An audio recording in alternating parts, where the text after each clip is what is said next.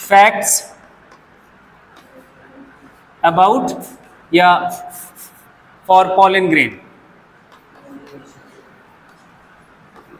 जिसमें पहला आपने डिस्कस कर लिया है क्या, एयरो एलर्जेंट्स। ठीक, दूसरा जो फैक्ट हमें समझना है वो समझना है पॉलन टैबलेट्स एंड सिरप्स, इसके बारे में बात करनी है। पॉलन टैबलेट्स एंड सिरप्स, जो पॉलन ग्रेन है ये, इनमें बहुत सारा न्यूट्रिएंट प्रेजेंट होता है। मींस पॉलन ग्रेन जो होते हैं ये न्यूट्रिएंट रिच होते हैं। नो डाउट एक्साइन हटा दिया जाए तो ये बहुत अच्छा न्यूट्रिएंट प्रोवाइडर है, इसलिए इसको आज के टाइम पे बहुत सारी कंट्रीज में एज अ सप्लीमेंट लिया जाता है। जैसे सप्लीमेंट समझ रहे होगे, है ना, वो बॉडी बिल्ड करने के लिए भी सप्लीमेंट लेते हैं, तो एज अ सप्लीमेंट लिया जाता है क्योंकि ये बहुत सारे न्यूट्रिएंट प्रोवाइड करता है और न्यूट्रिएंट बॉडी को हमारे चाहिए। और कितना, जितना मिनिमम इनटेक के करें और मैक्सिमम आपको न्यूट्रिएंट मिले वो अच्छा उतना फूड माना जाता है। मतलब आपको कम क्वांटिटी खानी हो और बहुत सारा न्यूट्रिएंट मिल सके, एक बहुत अच्छा न्यूट्रिएंट क्वालिटी रखता है वो चीज़ या वो जो भी हमारा फूड है, और वो बात इसमें है। इसका बहुत सारे एथलीट्स अपनी परफॉर्मेंस इंक्रीज करने के लिए रेगुलर यूज करते हैं पॉलन टैबलेट्स का एंड सिरप्स का। जो रेस वो हॉर्स रेस होता है ना, वो अब इंडिया में नहीं होता, इंडिया में भी कहीं कहीं होता है, बाहर के देशों में बहुत अच्छा गेम है, शायद ओलंपिक्स में भी है हॉर्स रेस है ना। उन हॉर्सेस को भी ये as a tablet and syrup दिया जाता है उनकी परफॉर्मेंस बढ़ाने के लिए, तो बहुत इंपॉर्टेंट है। इसके लिए कुछ एक पॉइंट्स लिखा हुआ है वो नोट डाउन करो। Pollen grains are rich in nutrients, pollen grains are rich in nutrients. पहली बात ये आपको नोट डाउन करना है। एंड इसके लिए कुछ इंफॉर्मेशन आप एक एक पॉइंट करके लिखो। It has become a fashion, it has become a fashion in recent years to use pollen tablets. It has become fashion in recent years to use pollen tablets as food supplement, as food supplement.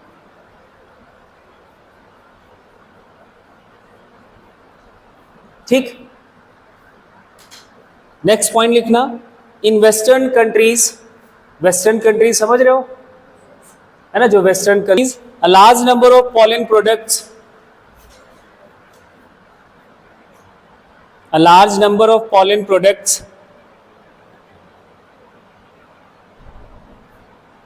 in the form of tablet and syrups, in the form of tablets and syrups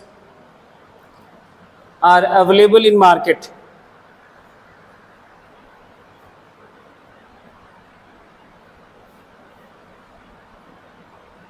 Are available in market. तो आप देखोगे तो वो tablets बन के आपके वो छपा हुआ है, तो ये इसी बात को डिनोट कर रहा है। नेक्स्ट एक पॉइंट लिखो, pollen consumption has been claimed, pollen consumption has been claimed to increase the performance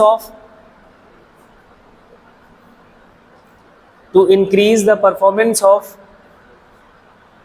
athletes and race horses.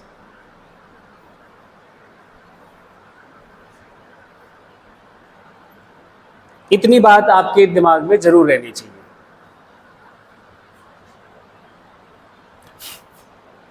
ठीक है, नेक्स्ट इसका एक फैक्ट आपको समझना है पॉलन ग्रेन का। Viability of pollen grain.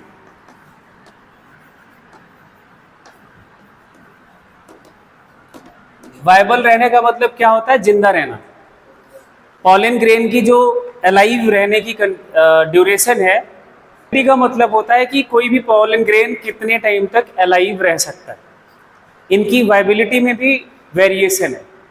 कुछ स्पीसीज के पॉलन ग्रेन कुछ मिनट्स तक सरवाइव कर सकते हैं इस नेचर में, इस एटमॉस्फेयर में, कुछ दिनों तक, कुछ महीनों तक, कुछ सालों तक। तो इनके जो वाइबल होने का ड्यूरेशन है वो वेरिएबल है। वेरिएबल कहने का मतलब अलग अलग स्पीसीज में ये अलग अलग ड्यूरेशन का वाइबिलिटी होता है।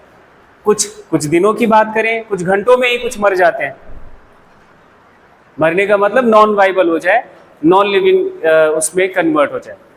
तो ये भी एक पॉइंट है, लिखो इसमें जरा। Viability of pollen grain varies from some minutes to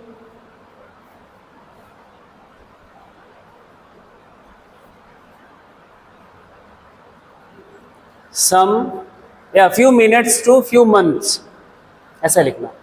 viability of pollen grain varies from few minutes to few months।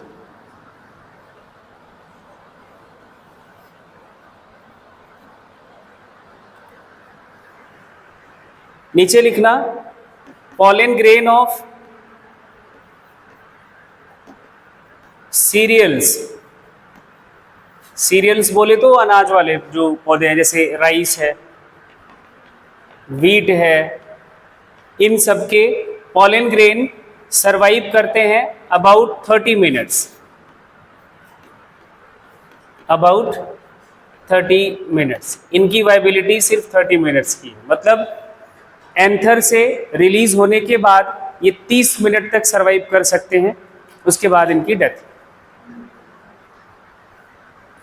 ठीक, कुछ एक और एग्जांपल लिखो, जैसे पॉलन ग्रेन्स ऑफ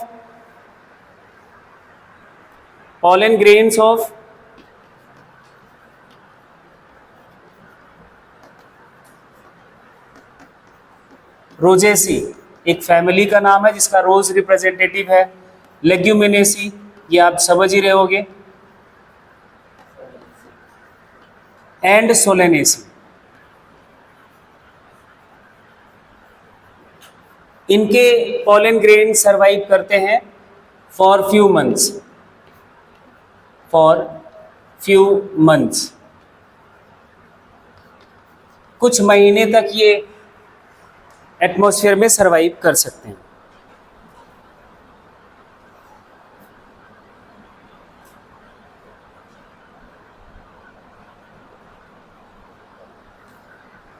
ठीक है, ये दो बातें याद रखनी है। और ये जो वाइबिलिटी है किसी भी पॉलन ग्रेन की, viability of pollen grain depends on temperature and humidity. दो फैक्टर्स पर ये डिपेंड करता है, टेम्परेचर एंड ह्यूमिडिटी।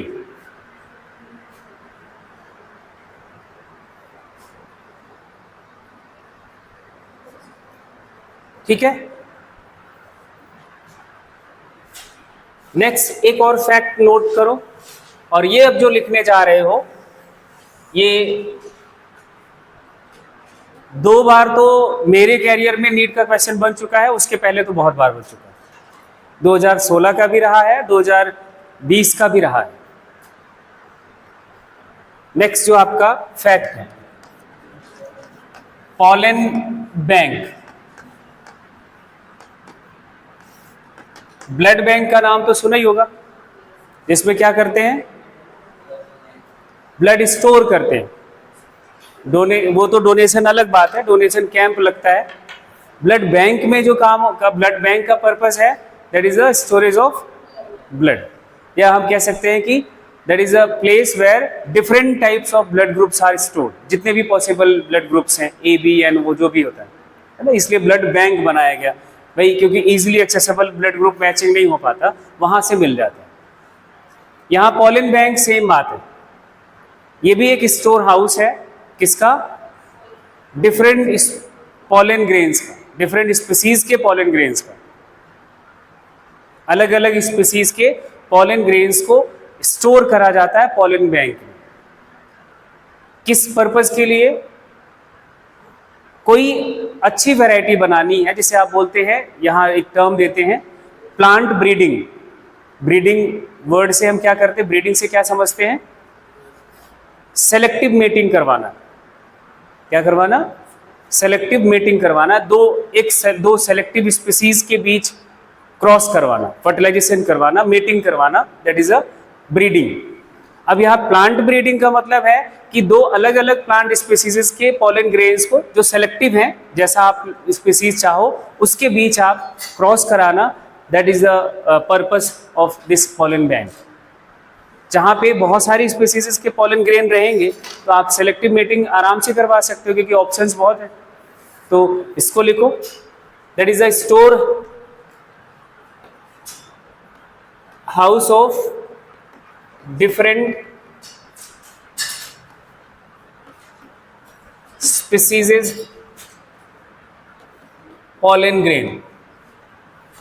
और एक सबसे टिपिकल टास्क जो होता है ना इनके स्टोर करने का होता है कि देखो, वाइबिलिटी जो आपने अभी जस्ट पढ़ा है, वाइबिलिटी इनकी कुछ मिनट से लेकर कुछ महीनों तक की है। मतलब अगर आपको सीरियल्स का पॉलन ग्रेन स्टोर करना है कई सालों के लिए, तो मरने नहीं देना है, तो वो बड़ा टिपिकल टास्क है।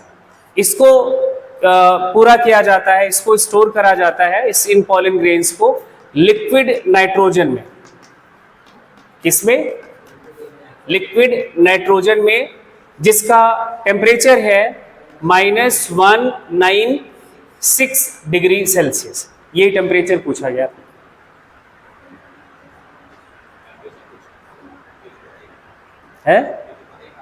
हाँ, लेकिन इन जनरल फ्यूज हो जाता है बच्चा। लिक्विड नाइट्रोजन सबको याद रह जाता है कि हाँ इसमें स्टोर करते हैं, लेकिन उसका टेम्परेचर क्या था, क्या होता है? -196 डिग्री सेल्सियस। ये बहुत कम टेम्परेचर है। इस टेम्परेचर पर लगभग क्या सारी बायोकेमिकल रिएक्शंस रुक चुकी होती, स्टॉप कर चुकी होती। मतलब जो पॉलन ग्रेन है वो इनएक्टिव फॉर्म में पड़ा रहता है, मरता नहीं है, पड़ा रहता है। इसलिए इसको लिक्विड नाइट्रोजन में स्टोर किया जाता है। इन लिक्विड नाइट्रोजन, पूरा स्टेटमेंट यहीं पे लिख लो, in liquid nitrogen pollen grains are stored। pollen grains को लिक्विड नाइट्रोजन में स्टोर किया जाता है, जिसका टेम्परेचर याद रखना। और इसका पर्पस क्या है वो यहां पे लिख लो। पॉलन बैंक का पर्पस क्या है?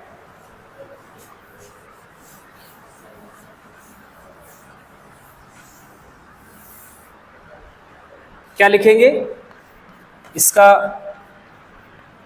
पर्पस लिखो, इट हेल्प्स इन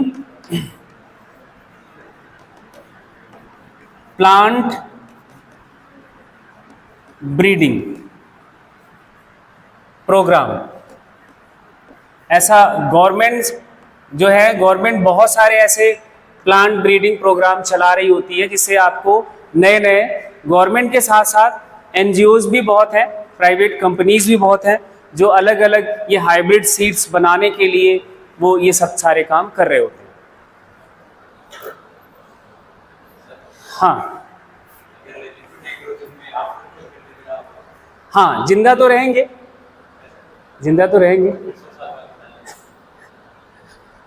कर सकते हैं, लेकिन हमारा लाइफ स्पैन ही नहीं ऐसा है। हाँ, जिंदा तो रहेंगे यार, ये करना चाहिए। वैसे सारी प्रोसेस रुक जाती हैं तो एजिंग भी रुक जाएगी, सही बात है। लेकिन जो हमारा, इसको नोट करवा देता हूँ, मैं आपसे एक्चुअली एक बार कंफर्म करूं तो डेवलपमेंट ऑफ मेल गैमेटोफाइट याद है? डेवलपमेंट ऑफ मेल गैमेटोफाइट याद है? वो कहाँ होता है, उसका साइट का क्या है? साइट मतलब किधर, उसका कहाँ, ये डेवलपमेंट ऑफ मेल गैमेटोफाइट कहाँ चलता है? तो आपका आंसर होना चाहिए पॉलन सैक। पॉलन सैक के अंदर ही चलता है भाई। माइक्रोस्पोर से टू सेल्ड स्टेज तक कहाँ बना था? पॉलन ग्रेन के अंदर, वो पॉलन सैक के अंदर ही चलता था। तो वो मदर प्लांट के अंदर ही चला, प्लांट के बाहर तो नहीं है, प्लांट के अंदर ही है। तो इसके लिए एक टर्म यूज करा जाता है, जो डेवलपमेंट ऑफ मेल गैमेटोफाइट है वो इन सीटू कंडीशन में होता है। एक तो वर्ड ये रह गया था, पहला पॉइंट यही नोट करके लिखो।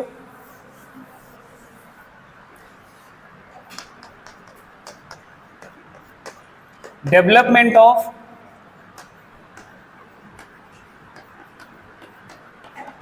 Male gametophyte takes place in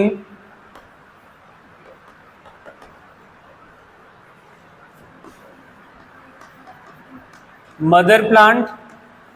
अब वैसे है तो फादर प्लांट, कहते मदर प्लांट इसलिए है क्योंकि कोई भी डेवलपमेंटल स्टेज वो माँ की बॉडी में ही होती है, इसलिए मदर प्लांट कहा जाता है। Mother plant so that its development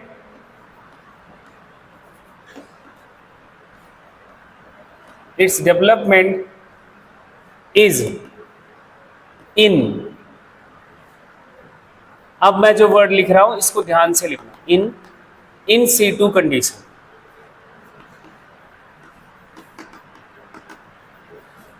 in situ condition का मतलब होता है नेचुरल कंडीशन, या जो उसका मदर बॉडी है, प्लांट जो भी प्लांट बॉडी है उसके अंदर।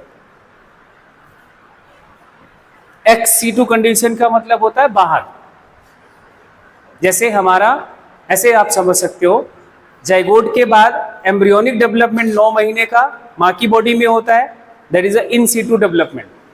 चाइल्ड बर्थ के बाद जो हमारा डेवलपमेंट चलता है that is a ex situ development.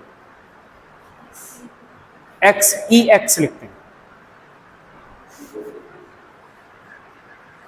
देखो ई एक्स से तो हंसी इनके मुंह पे ज्यादा आ रही है। तुम लोग क्या कर रहे हो भाई? अच्छा, एक्स ज्यादा इन्हीं के होते हैं, एक्स ज्यादा इन्हीं के होते हैं, एक्स तो अपने होते ही नहीं। अपने पास तो वाई होता है, वाई क्रोमोसोम। अरे नलायको, तुम लोग क्या सोच रहे हो? फीमेल है तो एक्स एक्स क्रोमोसोम है, 44 प्लस एक्स, यही तो बोला था मैंने, और क्या बोला था? अच्छा रहने दे, चलो समझदार बच्चे हैं। अपने पास तो भाई है, समझ रहा है, बाकी समझदार हो तुम लोग। चलो दूसरा पॉइंट लिखो नोट करके। इन ओवर 60% एंजियोस्पर्म, मतलब more than 60% angiosperm, in more than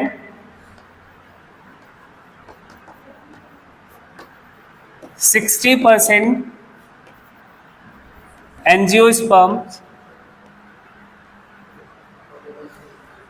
pollen grain जो होता है वो एंथर से रिलीज जो जब करा जाता है वो टू सेल्ड स्टेज में होता है, ठीक है।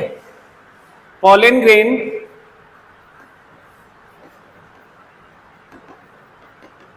इन two celled stage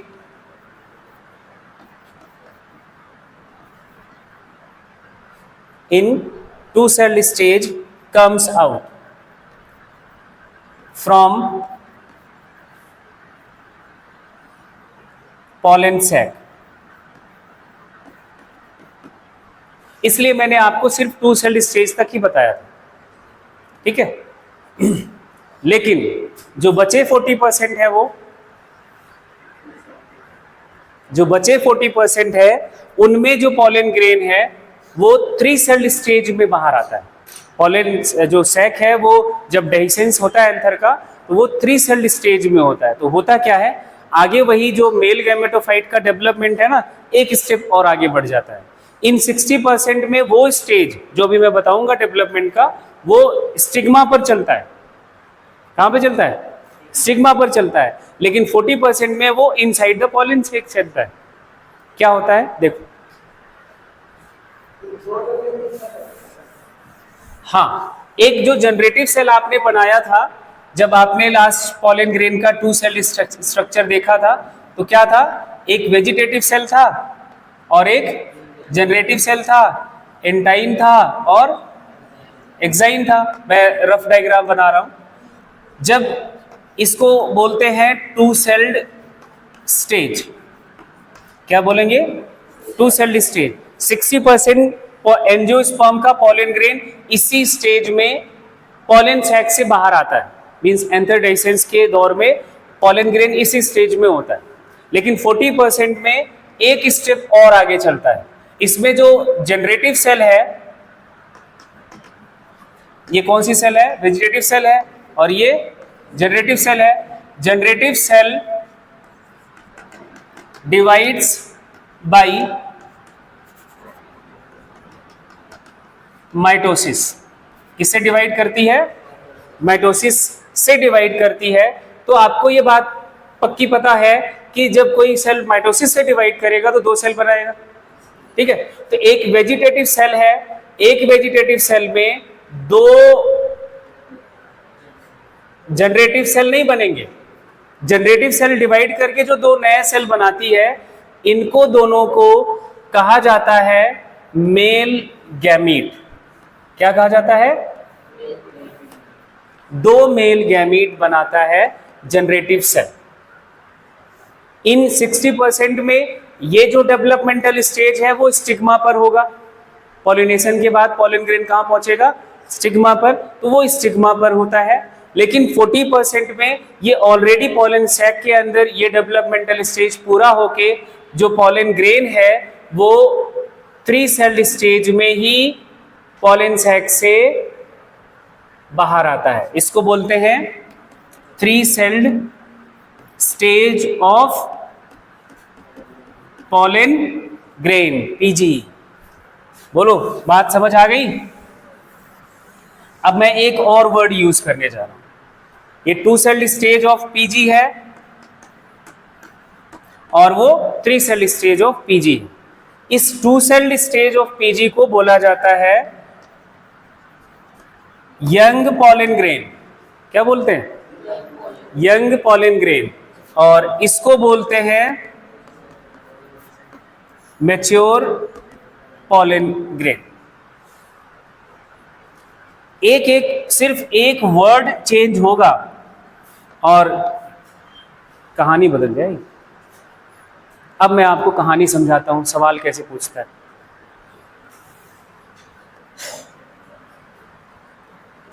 microspore mother cell कैसा सेल था? Diploid cell. इसमें कौन सा डिवीजन? मियोसिस। 4 माइक्रोस्पोर बन जाते हैं, ठीक है। अब एक माइक्रोस्पोर से कैसे ये 2 सेल स्टेज आया था वो अपन देख लेते हैं। ये मान लो एक माइक्रोस्पोर है, तो ये माइक्रोस्पोर डिवाइड करता है पहले माइटोसिस से। अनइक्वल माइटोसिस होता है तो 2 सेल आता है ना। 2 सेल स्टेज आता है, वो एक ये जो आपका अभी सामने बना हुआ है, एक जनरेटिव सेल, एक वेजिटेटिव सेल। तो पहला सवाल तो ये यंग पॉलन ग्रेन बन गया। ये बन गया यंग पॉलन ग्रेन, ऐसे ही बना होगा, ठीक है। पहला ये पूछता है कि यंग पॉलन ग्रेन के फॉर्मेशन में कौन कौन से डिवीजन होते हैं और कितनी बार होते हैं? कहां से? माइक्रोस्पोर मदर सेल से अगर यंग पॉलन ग्रेन बनाना है तो डिवीजन का नंबर और डिवीजन का टाइप बताओ। माइक्रोस्पोर मदर सेल से यंग पॉलन ग्रेन बनाने के लिए एक तो मायोसिस चाहिए, एक बार माइटोसिस चाहिए। अब यही कई बार क्या करता है, इस स्टेज का पूछ लेता है, मैच्योर पॉलन ग्रेन का, तो यहां पे एक माइटोसिस और ऐड हो गया, तो एक एमएमसी से मैच्योर पॉलन ग्रेन बनाने के लिए एक मियोसिस, दो माइटोसिस की जरूरत पड़ती है। बात क्लियर होगी? ये आपके सवाल है। ये नहीं पूछता कि एमएमसी से कैसे बनेगा, डिवीजन बताओ। इससे क्या क्या समझ आ रहा है? सीधा पूछता तो वो सिर्फ 12th का था, एमएमसी से मैच्योर माइक्रोस्पोर पूछ रहा है, तो ये 12th का सिलेबस में 11th का सिलेबस घुसा दिया, और वही बता सकता है जिसको सेल साइकिल सेल डिवीजन समझ होगा। 3 सेल स्टेज और यंग पॉलन ग्रेन का स्टेज क्या है? 2 सेल स्टेज, और दोनों में नंबर ऑफ डिवीजन का जो नंबर पूछा जाता है वो आप नीचे वाला नोट डाउन कर लो। या फिर कई बार आपसे सिर्फ यहां से पूछ लेता है, माइक्रोस्पोर से मैच्योर पॉलन ग्रेन बनाने में कितना डिवीजन कौन कौन सा लगेगा, तो सिर्फ 2 माइटोसिस की जरूरत है। तो ये सारे नाम आप जरूर लिख लेना। ये क्या है? माइक्रोस्पोर टेट्राड, इसको लिख लेना, ये माइक्रोस्पोर लिख लेना, ये यंग पॉलन ग्रेन, ये मैच्योर पॉलन ग्रेन। बोलो, बात समझ आ गई? अगर समझ आई है तभी बोलना, ऐसे झूठ मूठ का मत बोल लेना। अब मैं ना आगे जब भी आपका सिलेबस थोड़ा और आगे बढ़ेगा पॉलिनेशन के बाद, तो ये 2 मेल गैमीट कैसे बनता है ना, फिर वहां मैं पूछूंगा। बिना इसकी समझ रहे आगे पॉलिनेशन के बाद की बात समझ ही नहीं आएगी। जैसे आप फर्टिलाइजेशन कहते हो ना, तो फर्टिलाइजेशन नहीं समझ आएगा। इसलिए ये पूरी तरह से ना आज कल जाके कंप्लीटली स्टार्ट